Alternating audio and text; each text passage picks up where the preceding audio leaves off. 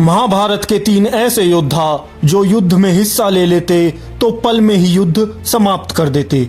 और आखिरी योद्धा के बारे में जानकर तो आप भी कहेंगे कि वह उस काल के महान योद्धा थे। नंबर 3 पर आते हैं विदुर। विदुर महाभारत में कौरवों और पांडवों के चाचा थे। इन्हें यमराज का अवतार माना जाता है।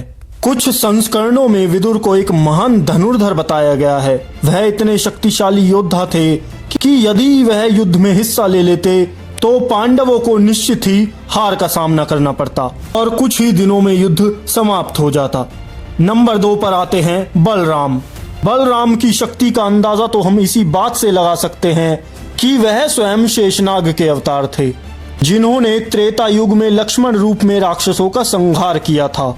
बलराम की शक्ति का तोड़ किसी भी योद्धा में नहीं था। इनकी शारीरिक शक्ति भगवान कृष्ण से भी ज्यादा थी। दुर्योधन और भीम दोनों को इन्होंने ही शिक्षा दी थी। इसी कारण से इन्होंने किसी भी तरफ युद्ध ना करने का निर्णय लिया। नंबर 1 पर आते हैं बर्बरीक। बर्बरीक को महाभारत काल के सबसे महान योद्धाओं में से एक माना जाता है। इन्होंने भगवान शिव से 3 अमोघ बाण प्राप्त किए थे, जिससे ये पल में ही महाभारत का युद्ध समाप्त कर सकते थे।